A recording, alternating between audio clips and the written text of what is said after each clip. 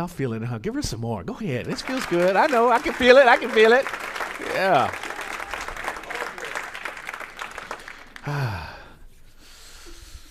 Yeah, I talked to Dr. Sue this week. She left me a note on my desk, and I called her back to thank her for being there.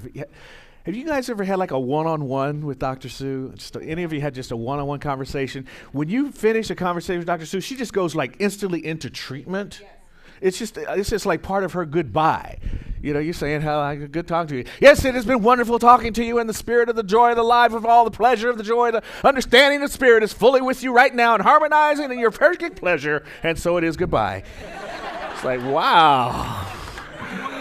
I was like, that was just so beautiful. Is that her calling? Yes. She heard it. Mm-hmm.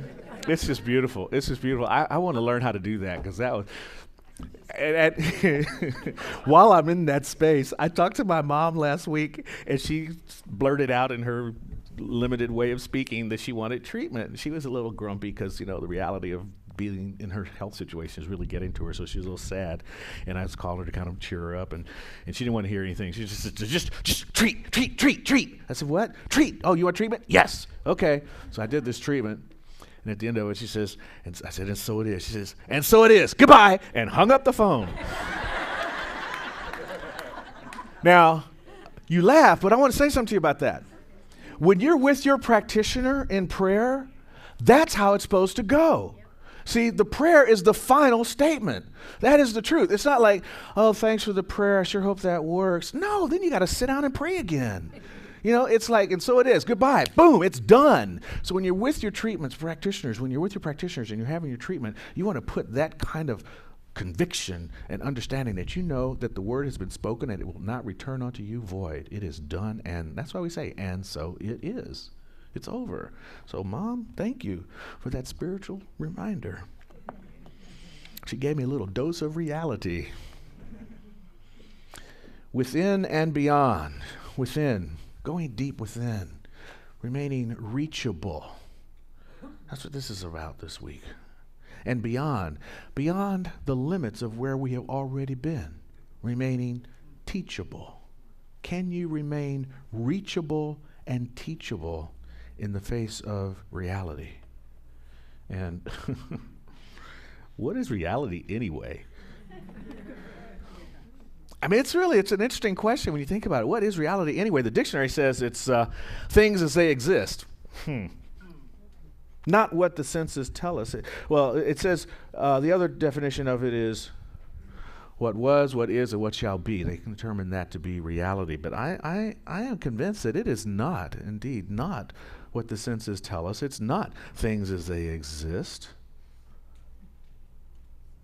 I mean, think about like when you're on your computer and you want to open a folder, there's a little blue icon right there that you click on. Now, the reality is there is no information in that little blue folder. There really is no little blue folder. And you click on it and something opens up and a document opens up and you don't have any idea how the computer works, but it's there. The information is really there, but all the stuff that took you to the information, is that real? Or is it just our perception that makes it real? See, our perception actually hides stuff. Our perception of the icon hides the reality that the zeros and the ones are going click, click, click, click, click, click, click, and electricity is going through, and I don't know how it actually works. Do you know how it works?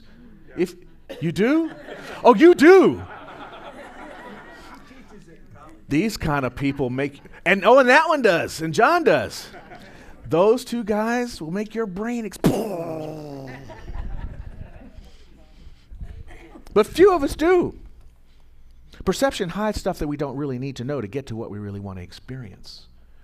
So I'm having a feeling that reality is really more about experience and not necessarily what the senses tell us. Because if I'm walking through the woods and I'm swimming, like I was up at Kennedy Meadows a few years ago, and I'm swimming and it's just so beautiful, and then there was this sort of brownish looking soft, because it had been in the water a long time, stick that my brain went, snake, and I jumped out. I just got out of the water. Now, my perception told me that might be a snake. And I'm glad that my perception of reality, which was not real, was working that way. Because if it turned out to be a snake and I'd been sitting there like, I wonder what that, well, it's not moving. It could be moving. I mean, I'm stuck, you know? So I like that reality works that way, works more with perception, works more with experience. And this wonderful cognitive behavioralist says, Donald Hoffman, he says, evolution has shaped us with perceptions that allow us to survive. So a lot of times what we think is real is our perception of an experience that we have determined is necessary to help us stay alive, to stay safe. Is it a stick in the woods or is it a snake? Is it a hose or is it danger? So this thing about reality is a little tricky. And I used to, some of you may know, I used to do the weather. And at first, we had paper maps, and you draw on the maps with the nice, lovely pens. And then we got computers, and the computers allow you to draw the graphics on the map. And then they figured out that the weather moves, so the graphics should move. So they began to create these graphic computers that rendered images. And the rendering process was very interesting because you would draw one front here and another front there, and you tell the computer, make me 60 frames in between, and it would just create these frames that would create this movement, kind of like the flip book. But you'd see it move as a solid frame across a solid movement across the screen, but there were all these gaps in between it. And that's how reality works in our heads. Our brain is actually kind of rendering because there's so much stuff going on, it can't catch it. So it just sort of makes up the stuff in between. So we're constantly making up our reality. So it makes the outer situation somewhat deceptive. If you don't believe that, ask Warren Beatty.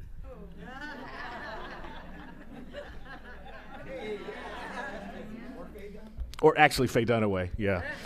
He was really slick on that. Here, you read it. 'Cause I don't know, man. My reality's telling me that you should read it. Yeah. Our outer reality can be quite deceptive. Motion simulator rides. I'm having my 60th birthday coming up. It's April 1st. It's 5 o'clock, in case you didn't know. And on my 40th birthday, because I felt like I was a big shot, I rented out this huge place and threw this huge party that I'm still paying for. And it was at this place called iWorks, and they had motion simulator rides. And you're sitting, it's like that was 20 years ago. That was like the beginning of the motion simulator ride business, right? So I'm sitting here in this ride, and and it had all the 6 degrees of freedom. That's why you feel the motion simulation. You know about the 6 degrees of freedom? There's up and down, and there's left and right, and then there's forward and back, and then there's swivel, and then there's the tilt, the robot man, and then there's rolling. And all of that gets combined in the motion simulator ride to make you think that you're being moved in the process of the ride. Plus they put a screen in front of you that's moving, so all of that coordinates to trick your body. So we're really, our experience of reality is always about this flipping back and forth. And so the only place that we can really get to what's real is to go inside. That's why spiritual practice is so important. To truly get the experience of reality, we have to go inside. And that's the joy, see, of life itself, is to create a reality that fits with where we are. Dr. Holmes says, man's experience is the logical outcome of his inner vision. His horizon is limited by the confines of his own consciousness. See, so if our reality is about experiences, and our experience is the outcome of our inner vision, if your experience of life is somewhat limited, perhaps you have got your consciousness somewhat in prison. Release the imprisoned splendor of your life so that you can have a larger experience of this thing called life. If I ask you right now, what is half of the number 8? What are you going to tell me? What if I told you it was 0? Because 8 is made of 2 zeros. What if I told you it was 2? What if I told you it was 3? Split it in half, you got facing 3s. See, our reality is so hooked into our habitual thinking, our limited, confined consciousness, that sometimes the experience we're having of life is not the one we want, and it's only because we've chosen that. And that's what this teaching is all about. That's what the science of mind is telling us, that we get to have the IMAX view of life if we choose so. You want to be on a 24 millimeter, a 35 millimeter, or would you like to have a 70 millimeter life? It is your choice, and that choice begins with the inner experience. If your outer experience is making you think it's snakes out there when really it could just be a flower, then perhaps you need to go within and have a conversation with the divine. Turn your 8 into 2 zeros. Because see, we've each been given exactly everything we need for the most joyous experience of life. And that is life and consciousness, and that connection through the gap to the wisdom within us that allows us to have a more joyous experience of life. You see, we've all been given equal portions of life. This is why the country is in such a turmoil, because people are trying to say, no, your portion is more equal, than you got a bigger portion than that. No. We've all been given equal portions, but some of us are still stuck in this limited view of how we use our portions. See, there's no separation between what is spiritual in life and what is material in life except how we think about it. And the beautiful thing about science of mind is that we blend that together so that we don't think them as separate, we think of them as one. And from that oneness idea, we can experience a larger life joy. We can bridge the gap and equalize our portions where appropriate by whetting our appetite through this teaching that feeds us, through that very simple thing I talked about at the beginning, with my mom in prayer, with Dr. Sue and prayer, with your practitioner and knowing the truth, with your own ability to affirm your truth. That's why we have these very simple spiritual practices. Wake up in the morning, take a breath, be grateful, say thank you, affirm your good, get up and say, and so it is, and then go out and do it. It's a very simple way of living our lives, but we make it so hard and so difficult because we separate ourselves from that which is truly great. It's about waking up to that truth. And Dr. Holmes says, as we wake up, we find that we are surrounded by many false conditions, but there is something within which remembers the real state. But we must stop and pause and experience that somethingness within. As we wake, we find that we are surrounded by many false conditions.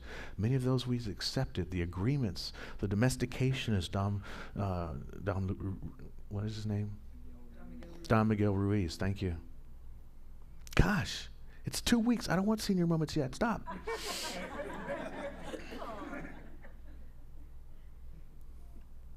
But it's really interesting. Like right there is a false condition. Senior moments. Dee and I were talking about wearing glasses. We've accepted that we have, we accept a certain time in life. My arms get too short. I need glasses. We accept these things like on regular basis, and I think unconsciously do. I was at a point in my life where when the glasses came along, I was starting to think about what kind of cool rims I could get. Instead of thinking like, I don't really need these, I can see. We are conditioned from way, way back to get stuck into these limited views of our consciousness and forgetting that we can go within to a system that knows better. There are people that believe we don't need to age, and they don't, Yeah, you say. And therein lies the rub. That's what we do. When these spiritual truths come to us, we go, When that great treatment hits you, you go, hope that works.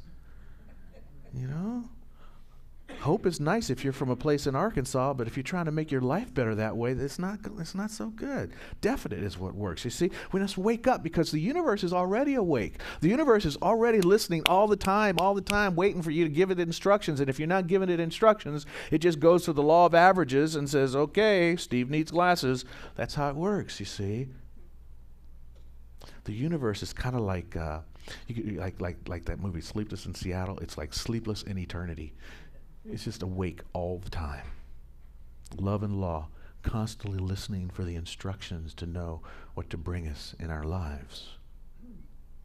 It's like back to the weather maps. It's a spiritual rendering. You see, it takes idea and you have form, and then it renders the experience in your life through a progression of time and space. That's the way it works for us. That's the evolutionary process.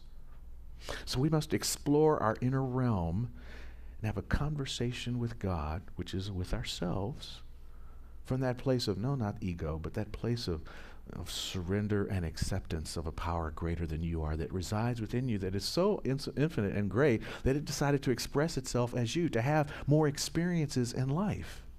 See, to have more reality. God's reality was kind of dull till you came along. So do God, her, him, it a favor and have an exciting, full life. Dr. Holmes says one of the most important things for us to remember is that we are always causing something to be created for us. We are always causing something to be created for us by our responses, our reactions, our habitual thinking. And so we have the opportunity to cause something different to happen to us and for us on a regular basis. And that is moving into that space called the beyond. Within, go deep within. Beyond the limits.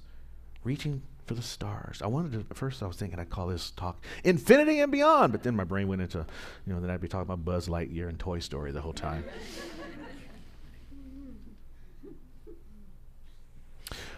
The thing to also remember about what is reality, whether it's the outer experience that sometimes changes, the whole snake kind of thing, or the inner experience that's always constant in terms of its availability to infinite possibilities and potentiality, even infinite possibilities and potentiality is not static. It's infinitely waiting for an expression, so it doesn't want to stay infinite. Chaos is always causing order, and order is always causing chaos. There's always this flip going on. So we need to get involved in that flip on a conscious level and inform the quantum realm of what it is we want to do. See, science has already come to the rescue about our doubts around our teaching to say that it actually is true. If you're sitting there and you come into this direction because you're of the scientific bent, which I'm the one of, and didn't come from a faith bent, which I am now one of too, we're here to tell you that both of them work together. Science and faith have come together in the science of mind to give us a space where we realize that the Father's house is always open, that the latch string is always hanging out for you to pull on it. And not only that, but the latch string is hanging out for you to pull on it, but the door's not locked. It's ajar. It's waiting. It's like, come on, come on. The light's peering through. So we just need to close our eyes and see the light, reach for the latch, open the door to the Father's house, and it is my good pleasure to give you the gift. And it's like Amazon. What do you want? I'll drop it on your doorstep in the morning. Science and religion and merchandising have all come together.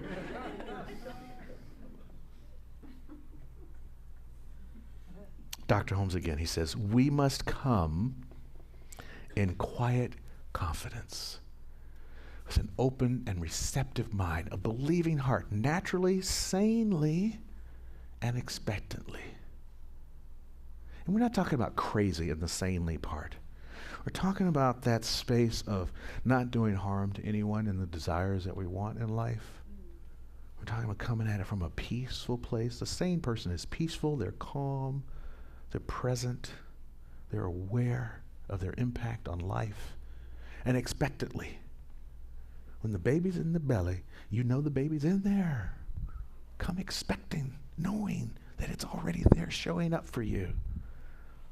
This is our opportunity to go within and beyond and live in the portals of some great reality that we are expecting to come forth for us. It's a beautiful opportunity before us and a lovely practice that we come here every week to talk about.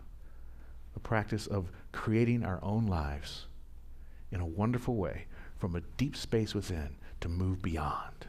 And so it is.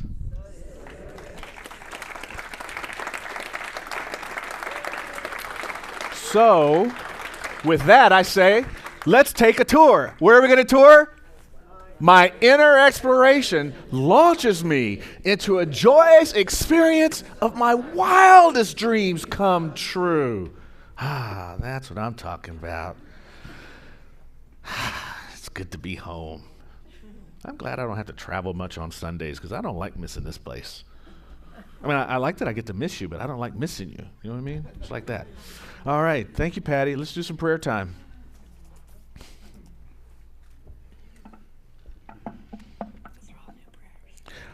Those are from this morning? Because the morning prayers were already taken into the prayer room and prayed over, and these are fresh from this morning.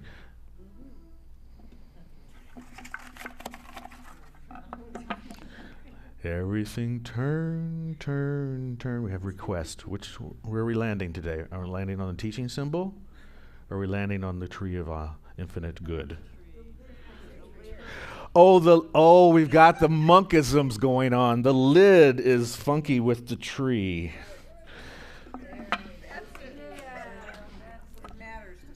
I love my peoples. Because it matters to me too. But I'm kind of feeling tree and teaching symbol. There we go. All right. So, it's our treatment time. We all have something going on that we can move beyond the limited consciousness into something even greater. If you have that, if you have a person that you want to pray for, if you have an idea, you want to just bring more love, more joy, more peace, just shout it out into the room right now. What is it? The name, the person, all out. Let's go. Here we hear. Let's hear it.